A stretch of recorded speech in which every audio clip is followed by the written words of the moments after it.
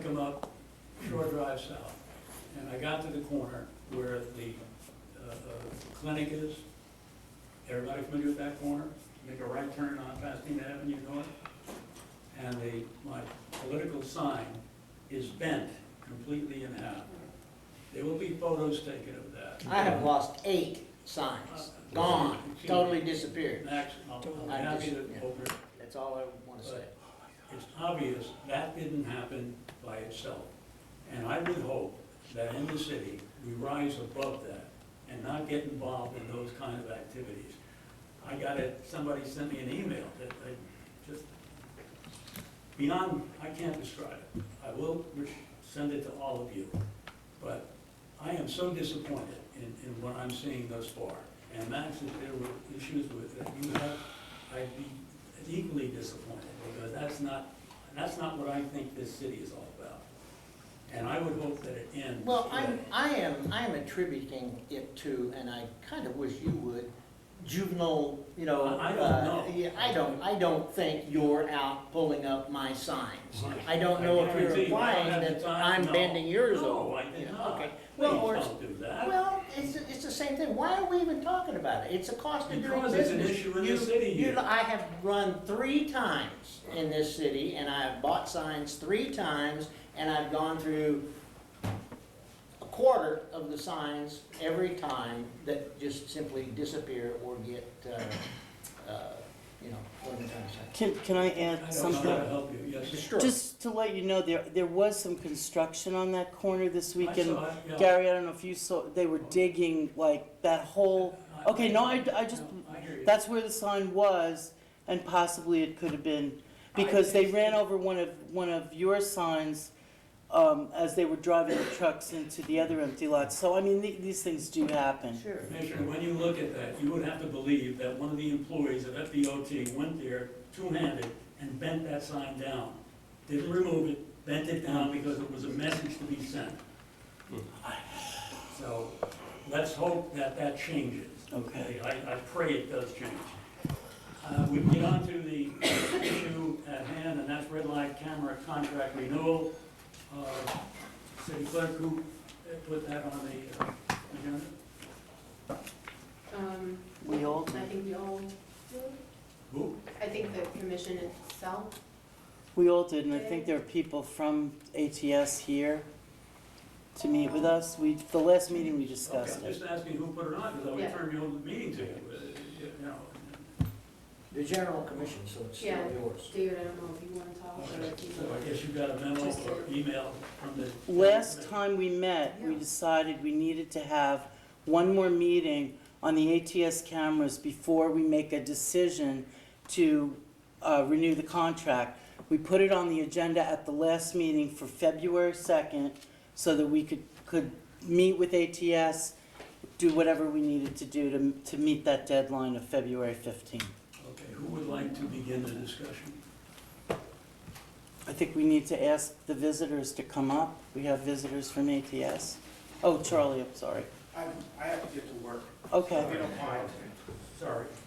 We have people here who are employees full-time, and I see another one in the back, so I'll have to break the routine and give them the opportunity.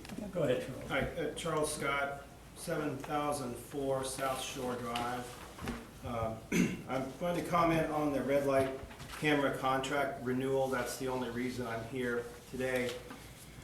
I'm going to recommend that the city not renew the red light camera contract and that the cameras be removed. This is an opportunity for the city to get out of this contract. I read the meeting notes from your December 9th commission meeting, at which time Commissioner Elson said that he didn't know what the city of St. Petersburg did with their red light camera program. I'm reading from the meeting notes. Well, the city of St. Pete did away with their red light camera program in, I think it was September of last year. The city of Gulfport also has done away with their red light program, so has the city of Kenneth City. And as you all know, the red light camera program is embroiled in litigation right now, and there's potentially substantial liability to the city if things don't go the way of ATS. The argument for keeping the red light cameras is reduced accidents. Having been a resident of the city since 1962, and having lived in the same place since 1962, I've been turning left at the light in front of Palms passing the hospital since 1962. And during that time, I've never seen an accident at that intersection in my entire life. Yet we have a traffic camera there. I would love to see stats on how many accidents that traffic camera has saved.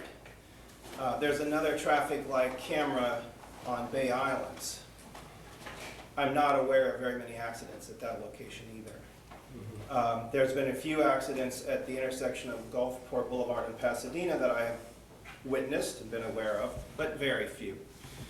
I want to direct you to a study by the Chicago Tribune.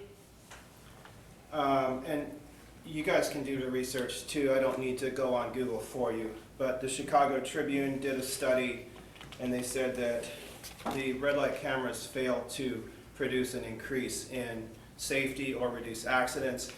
I'll give this to you if you want. City of Lakeland. Give it to. City clerk.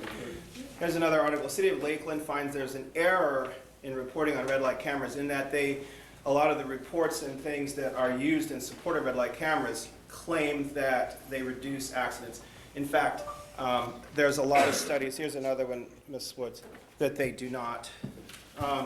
Esurance, which is Allstate, did a study, and they said that they actually cause accidents because people slam on the brakes at the red light camera intersections, and there's an increase in rear end accidents at camera monitored intersections. And here's the article, Ms. Woods, from Esurance, which is Allstate. The city of South Pasadena is in the same position as the other cities who are involved in the litigation and being sued, and that is that ATS reviews the citations, reviews the videos, makes the recommendations for citations, and a law enforcement officer pushes accept. Part of the problem is the Pinellas County Sheriff has said they don't want to do that anymore. And why? Because there's too much liability on their part. That should be a big red flag for the city. There's too much liability for the sheriff to want to do it anymore. And ATS has generously said, oh, we'll indemnify the city and the sheriff. You know what indemnify means, right? They'll pay for the lawsuit. They'll pay for the damages that are incurred. They'll pay for the liability. But what happens if ATS has to do this nationwide with 3,500 traffic cameras and they go bankrupt? Who's going to be paying for that now? The city of South Pasadena. The city could be on the hook for hundreds of thousands of dollars. Now, if the objective is that these red light cameras are saving traffic accidents, that's flawed logic. That's ATS. You're buying into what ATS is selling. And they're a business, they're making money, and they're trying to sell you on this saves accidents. The studies don't prove that to be true. They don't save accidents, they actually cause more rear-end crashes. So if we're not saving accidents, then why are we having red light cameras? The only other reason, because the city thinks they're going to make money off of them. And initially the city did make money off the cameras, but you have seen that that's been a steadily decreasing revenue stream. The city of St. Pete, and you can research the article, cut their program because it was making less and less revenues for the city to the point where it was beginning to cost the city. And if South Pasadena has the option of getting out of this contract right now by simply not renewing it, this is the perfect time to do so. And I'm talking just from the standpoint of, and I want to go on the record, this could cost the city of South Pasadena a lot of money by staying in this. Look at your neighboring cities around you, St. Pete, Gulfport, Kenneth City. Why did they get out of it? And what do we know that they don't know that makes this program seem so attractive? So that's, I just want to urge the commission to really take a hard look at this. Before you make a decision, do some research. Look at how many traffic accidents there were at each of these monitored intersections prior to the traffic cameras, and then see how many traffic accidents there were after the traffic cameras. And then decide for yourselves, did they help or not? And if this is strictly about money, it may be an elusive money that you're looking at for the city as far as a stream of revenue. This city has survived for 50 years without the traffic camera revenues. And I think we could survive another 50 years without the traffic camera revenues. So give it some thought before you make a decision to just renew this contract, because this is a great chance to get out of it. May I address? Yeah, please. Okay. We happen to know you as a good citizen, that you're an attorney in the Yeah. area. So therefore, I'm going to ask a question that leans that direction, and I'd like to hear your opinion. Do you believe, you stated, for example, that, and I'm not questioning this, I'm asking you to maybe elaborate a little further. Do you believe that if the courts eventually sometime came down and said, no, these cameras are not legal, that's a big hypothetical right there, but if they did come down and say that, do you think that they would go back and say everything that has happened in the past needs to be repaid, or do you think they would just say, okay, no, right now, today, cease and desist, red light cameras and fines and everything else? Anyway, are we really in jeopardy for history? And in fact, if we do not renew, aren't we still in jeopardy of past history? You know, that's a question that's beyond, like Dan said earlier, that's over my level of. Okay, I I don't have an understand answer that. for that question. That's a question for the courts. I don't know. Yeah, you never know what a court's gonna do. I agree. There's a lot of litigation going on right now, and it hasn't been decided.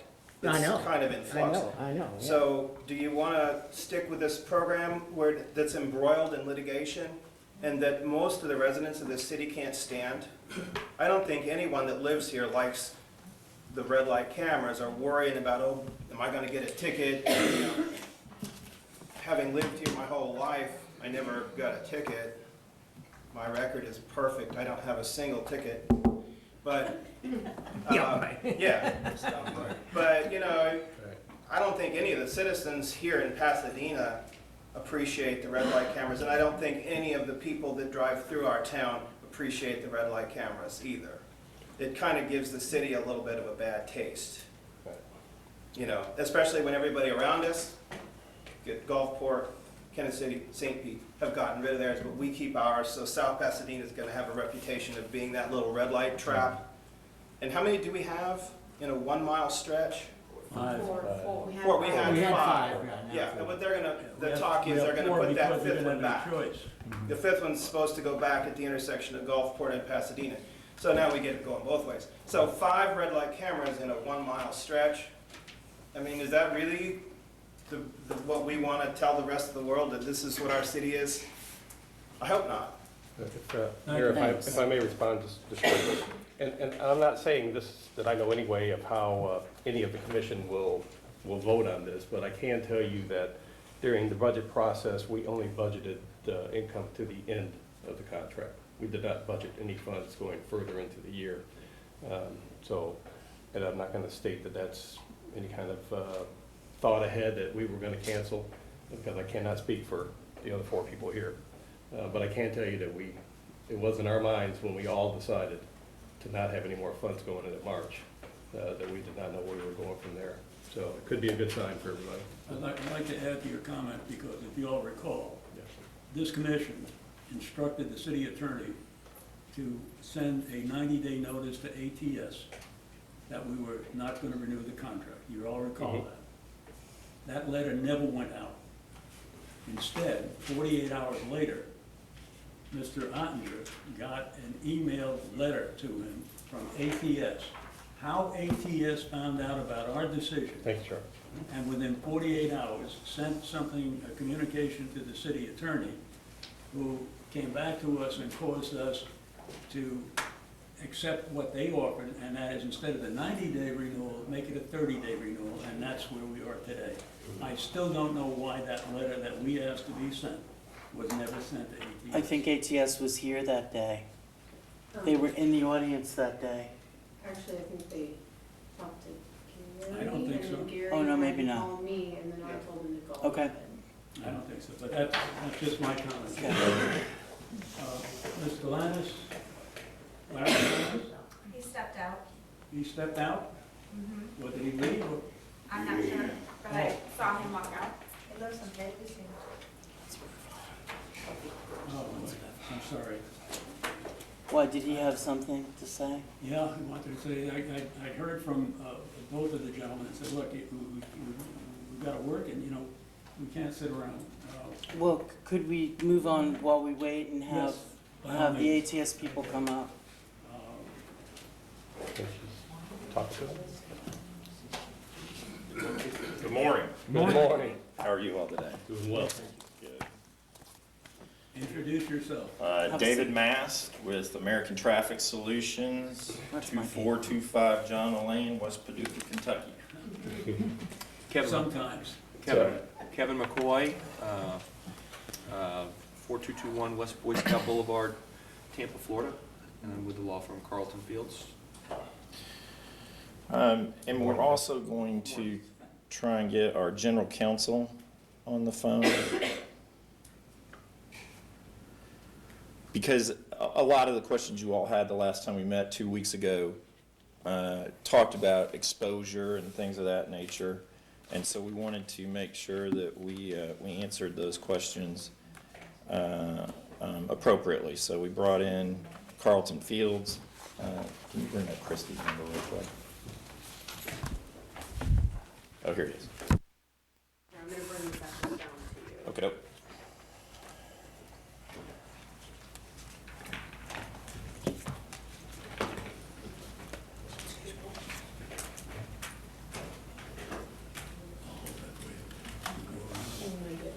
Arthur, can you, I just don't wanna hit you Oh, with it. yes, And yeah, just sure. stick that sort of right in front of Mr. We got Matt. enough, Are you ready for an outside line? Sure.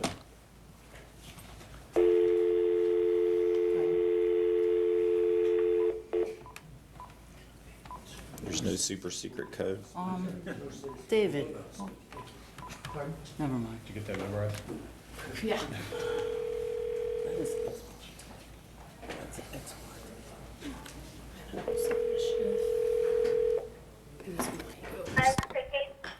Hey, Christy, this is David Mast. How are you? Hi, David. How are you? Great. So, Christy, we're sitting at the table with the Council of South Pasadena. We have the mayor, vice mayor, and 3 commissioners. Kevin McCoy is here with Carlton Fields, and we're bringing you in. As we had discussed, there were a lot of concerns about potential exposure if the program were to continue.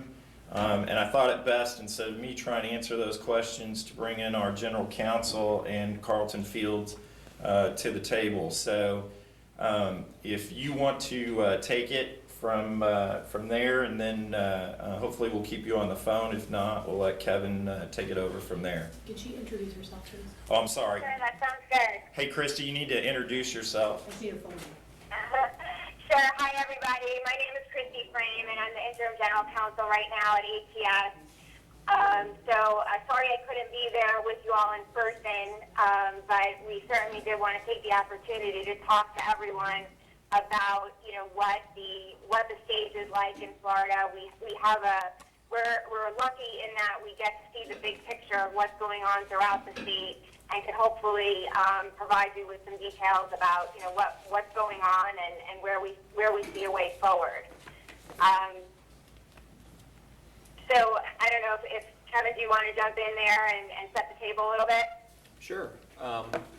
You know, I don't know if you all have specific questions of me that would help guide our discussion. Can you all hear me? And I don't mean to have my back to you. Maybe I'll scoot back so I'm not being rude to the folks who have joined us today. But are there specific questions you have that maybe I can help you with, that would help your decision-making process? Would you like to know just the lay of the land as it pertains to Florida and what we're seeing and what's going on? How can I help you is really the best way to start. Okay, I was gonna go, but you go. No, you go ahead, no, I'm sorry. Go ahead, you got your hand. Well, I was just gonna say, I would say, you heard Mr. Scott, you know, I did. make some of his points. He probably has picked up on some of our local, you know, meetings and things like that, and is aware, I guess I should speak for myself only, which I am, but my reservations are about the legal implications. I believe that statistics can be made to do and show anything, but I believe that there is a safety factor when we go back and examine the thousands, literally thousands, sorry I can't put a more accurate number on it, but the first month that it was ever in place 5 years ago was 2,200 citations issued in 1 month. That's a huge number. That's people completely blowing through the red light. So I like the safety implications, but I'm very leery of the legal implications and what there might be. That's why I asked Mr. Scott, you know, what his opinion might be on if a decision is made to say, that, you know, cease and desist on all of these things throughout the state. I mean, where does our liability start and stop at that point? Yeah, well, you know, I certainly defer to your counsel on the global issue for the city, but what I can tell you is we are defending the class action lawsuits in South Florida. They are currently stayed. They are stayed because there are issues of whether sovereign immunity as a legal defense and bar to municipal liability applies to those cases. That's currently up in front of the 11th Circuit Court of Appeals, and we're waiting on them to weigh in on whether or not sovereign immunity would protect the city from the exact scenario that you've raised earlier today. We are at the same time working very hard, and the briefing is in both the appellate court that sits in the jurisdiction of the Miami area and the appellate court that governs the judicial lower tribunals in this area, the 2nd District Court of Appeal. We have submitted briefing. We have situations where folks have come forward. These are people who have run red lights. Let me make that clear for everybody at this table. These are not people who are coming forward and saying, I have been falsely accused. These are people who were captured by an objective red light camera blowing through intersections, in some cases 3, 4, 5 seconds at high speeds. These are the kind of situations where you have the catastrophic T-bone accidents that kill people. These are the people who are coming forward and challenging the system, challenging a way to get out of their ticket because they say the system is flawed. And we have taken up appeals, and what the courts here and in Miami have said is, for the time being, I have to follow this Aram decision. It's out of the 4th District Court of Appeal that we've been evaluating since it came out over a year ago. The 4th District Court of Appeal at first said the programs were fine. Then they came back on reconsideration and did a complete 180. So since that time, we have been trying to get another court of appeal to evaluate that decision. We now have 2, and it's underway. The briefing is done. Oral argument is set down in Miami in April. And we will have a panel of judges who will evaluate these programs. They'll evaluate the process that the accused individuals are challenging, again, the people who run red lights. These are not people being falsely accused. I think that is so important for you to understand here as you're deliberating and evaluating, particularly the safety component of what's happening. The whole notion that, and the accusation that was made in the 4th District Court of Appeal was that ATS is playing cop on the street. That has never been the case. It's the only reason that that decision was postured that way was because the record that was in front of that appellate court. You all are very familiar, as I've seen today, with making records, what records mean, and recording things. The city in the Aram case showed up to court one day to prosecute someone for having been captured running a red light. And with no notice to the city, no notice that this defense was going to be raised, a challenge was going to be made, at the last minute they say, ATS is doing everything, I should get out of it. The city comes forward and says, I'd like to put on evidence to rebut that. It's not relevant. We don't need to hear that. Fine, move on. It's not until the trial record is closed and we move into the appellate process where there's no ability to go back and actually prove what happens that this whole improper delegation defense becomes an issue. At that point, the city can do nothing about it. You can hope that the appellate court will take that into consideration. Clearly they did the first time around. Then for whatever reason, they made a 180 the second time around.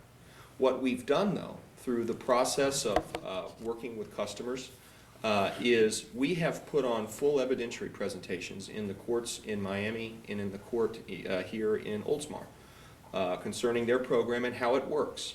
And I believe what we have proven through that process is that the police power, the core function of policing and government retains in the city all the time.